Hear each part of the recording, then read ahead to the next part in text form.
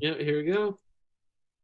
Hi everyone, welcome to Pizazz News. Today I have a surprise guest who's stepping in for Laz Rivero, who couldn't be with us today because he had an unfortunate event in his personal life. And I'm very, very lucky that I have with me a wonderful person called Eleazar Guzman to step in Laz's place. You're a legend. Thank you. A legend. I don't know if I'm a You're a legend, but I legend. appreciate that. Thank you. Well, that's the story that I'm going with, Eleazar. So you may as well just accept it. I'm accepting. I'm not just saying this, but we were going to do an interview anyway together, right? Mm-hmm. It was going to be more a podcast, but I'm not doing podcasts. So, but you're doing podcasts, and that's how Yes, I am. that's how I came across you, because you've interviewed Laz, actually. And Mm-hmm. so to kind of, I'm trying to keep it as cohesive as I can, because I've not dealt with this situation before. I mean, I'm not a professional, Eleazar, but you know what I mean. I'm not a professional either. So I'm just, it's like, I didn't even think about that. It just never occurred to me that, oh yeah, something could happen and this could happen. And then I'm like, oh shit, well, what am I going to do now? And it's like, I've set aside this time to do this. I do have a hellish week, Eleazar, with, I have like 9,600 words due this week of horrific stuff. And actually, I'm part of a group that you've started. Can you talk about that group? About the quarantine writing competition. Yeah, the quarantine writing competition. I'm a member. Yeah. You're a founding member. I'm a founding member. Yeah. But yeah, so basically the quarantine writing competition was, yeah, basically I don't know, I just like everybody else, I was just stuck not knowing what to do with all this time in my hands, because I just spent it doing comedy and stand up and stuff. And because I couldn't do stand up, I basically was just like, okay, but what did I do before stand-up? And what I did before stand-up was I used to write books and short stories and stuff. So I started writing again. And I know with writing's just like anything else. Like when you work out, you need to work out every day to get good at working out and to see results. And with writing, you have to write every day to see results and get better at it, And so I realized that I'm bad at keeping routines and being steady with things.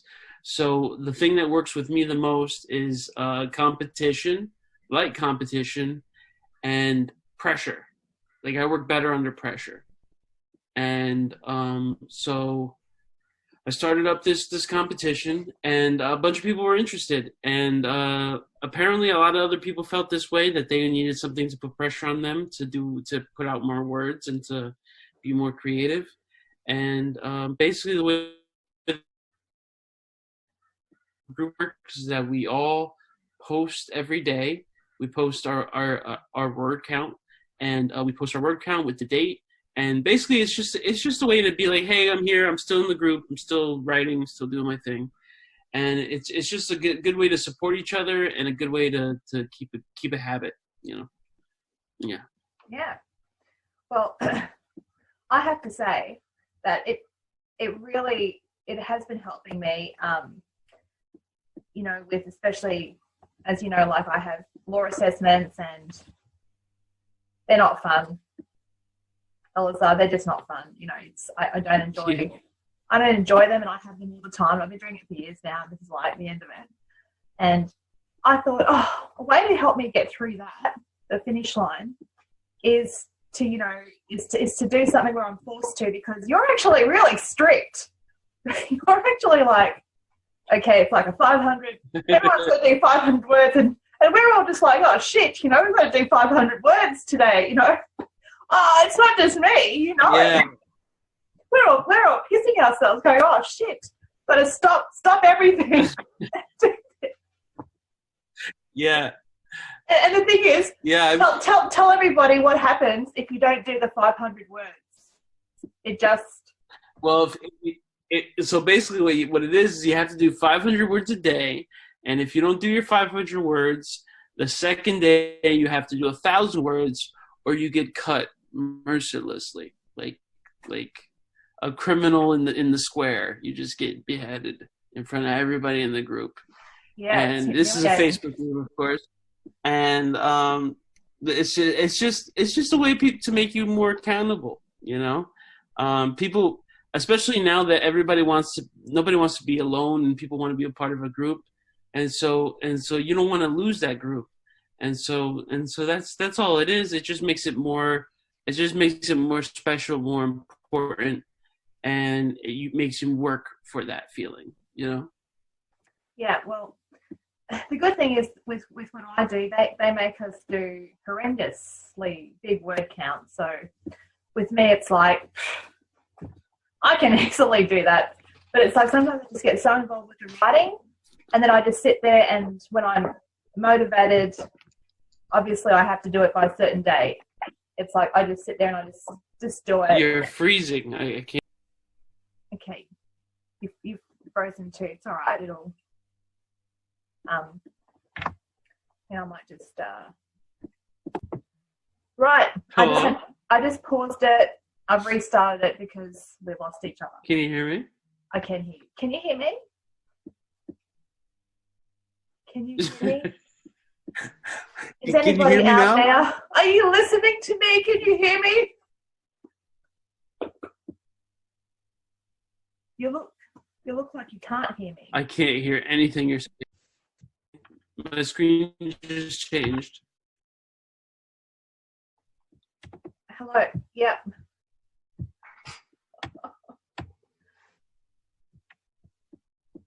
Hi. Eleazar, are you there? I can see you.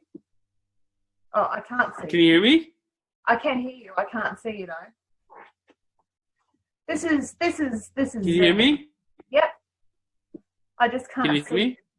I can hear you. I can't see you though. Did you take yourself off? I can hear you better than before, but I can see you. Okay. Well, I'm just looking at an empty box right now with your name.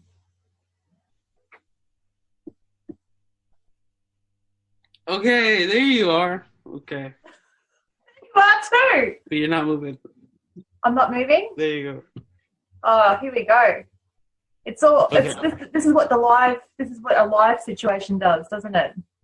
Yeah. It's a good thing that we're not professional, isn't it? Hey, it's all right. Thank goodness for editing, right? Can you hear me? Are you there? I can just see a box. Hello? Hello? Hello? I can't hear you. Oh, God. You're going to use that in your stand-up? You can use that in your stand-up. Use it as material. I think I will. This doesn't seem usable. Will you give me some sort of credit? Say, hey. Oh, I remember. Actually, I was. A comedian, you want to be able to talk about anything, but you also want to be able to do it in a tactful and with some kind of class, because what makes people turn off from a comedian is cringe. If they could be talking about something like that, but the way that they're speaking about it is in a way that's unlikable, and it's what turns you off from what they're saying. and it's because they just don't care about how they're performing it and how they're saying it, or they might care, they're just not skilled and don't realize how they're doing it is unappealing. And that's the thing about comedy, is that comedy is a very strange thing. When you're doing comedy, you're after doing it for a while, if you're doing it every single day, you start to look at it like, this is weird. This is a very weird thing that I do.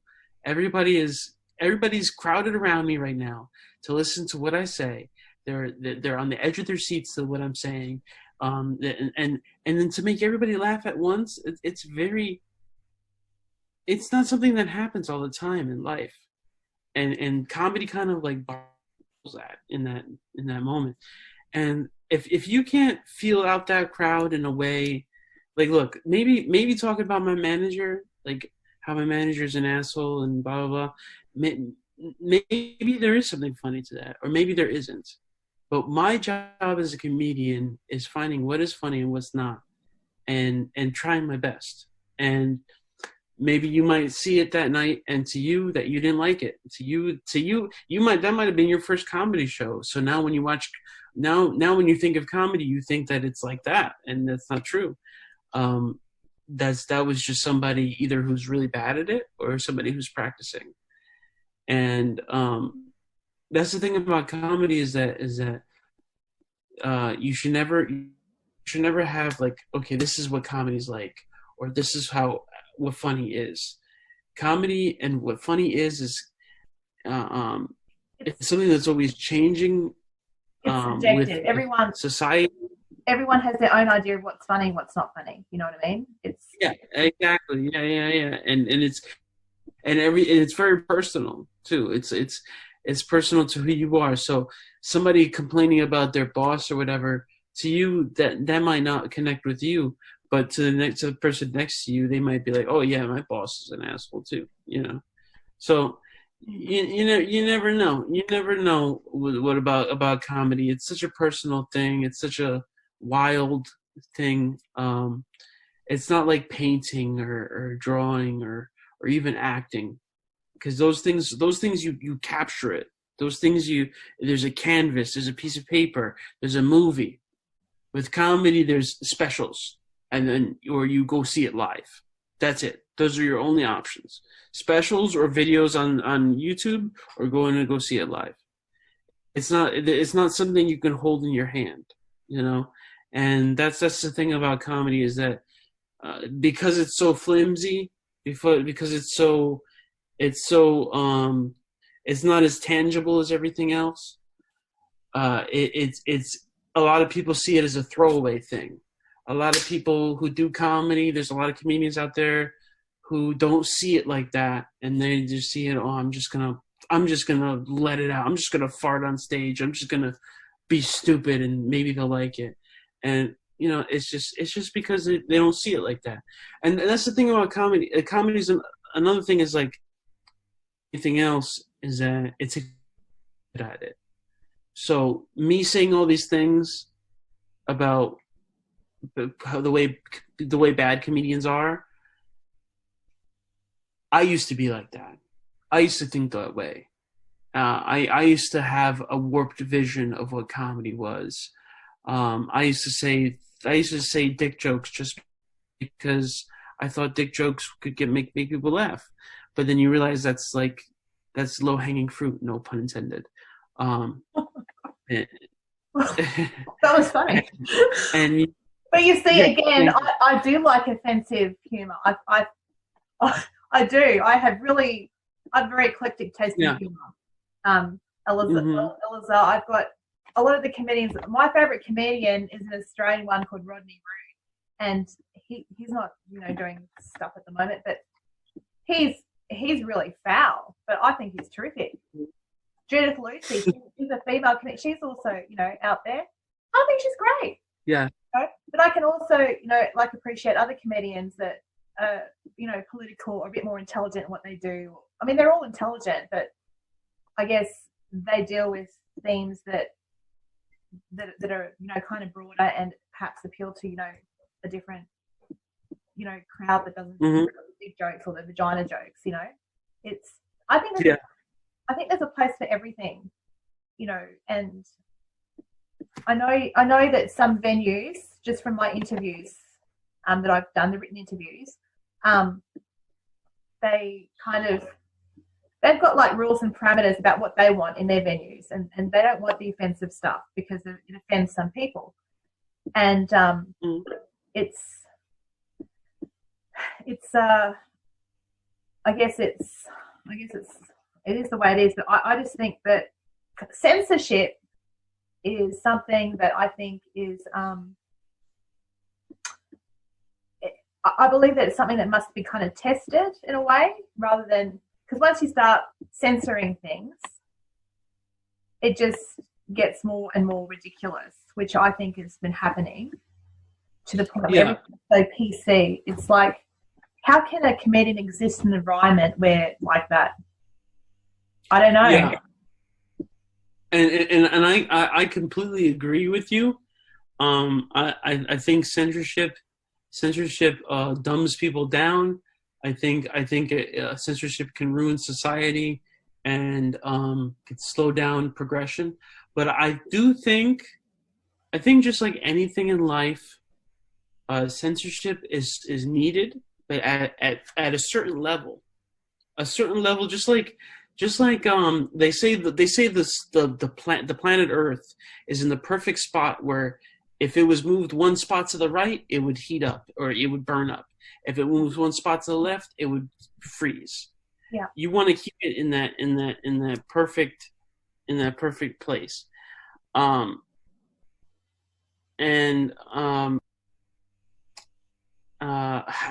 missed my place again. I think what you're trying to say is that there has to be a kind of reasonableness with it, you know? Yeah. Yeah. Yeah. Well, we could talk about this stuff forever. It's been terrific having you on Pizazz News. I just have to kind of come to an end because with this one, everything's been good, and I don't want to jinx it, but I can't thank you enough for stepping in. Thanks for having me. And saving the day. You're a hero. I can't sing. If I could sing, I would sing a song with the word hero in it. Maybe Mariah Carey or something, you know. But I can't sing, which is probably a good thing.